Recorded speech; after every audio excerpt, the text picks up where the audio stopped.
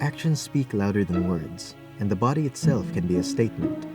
This is perhaps why human figures in art and artifacts can communicate with us without text or inscriptions. Through body language, something unsaid can still very well be understood.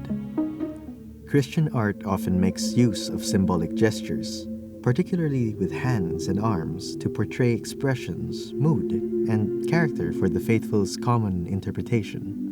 The 19th century Filipino painter and art educator Damian Domingo illustrated this scene of the Holy Family in a painting called La Sagrada Familia.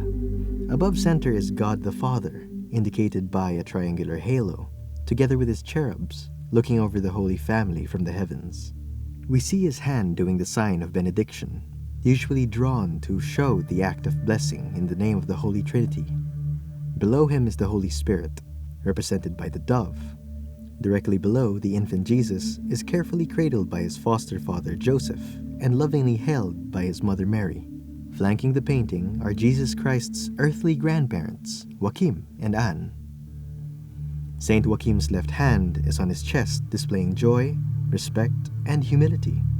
Saint Anne's right palm is open towards the child Jesus, similar to depictions of Mary accepting the news of the angel Gabriel during the Annunciation.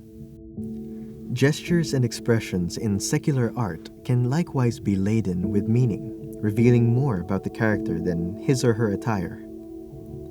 In the late 19th century, the Filipino artist Juan Luna studied and practiced painting in Europe and was renowned for his romantic historical paintings. But he also was fond of creating slices of life in the Impressionist style, portraying everyday activities of the European bourgeois and the working class. One of his more provocative portraits is chula, a not-so-benevolent Spanish term for an attractive woman. A lady is wrapped in a large blue and white shroud, her figure barely visible underneath it. You only see her face and her hand perched on her hip. She leans on a small male figure, both of them gazing meaningfully at you. Although Chula's attire is the most modest, her stance and expression, defined by a bewitching stare and a coy smirk, suggest that she is a woman of pleasure for a price. Luna's portrayal of Chula is perhaps more erotic than any nude painting. Besides showing meaningful expressions, altering one's body makes an even bolder statement. Here, we see the remains of an ancient Filipino man's jaw and teeth, the teeth pegged with gold. Archaeological findings suggest that this was a common practice among pre-colonial Philippine societies. It could be an indicator of prestige, depending on the amount and size of gold found in the teeth. Some research indicates that our ancestors believed this practice separated us from animals.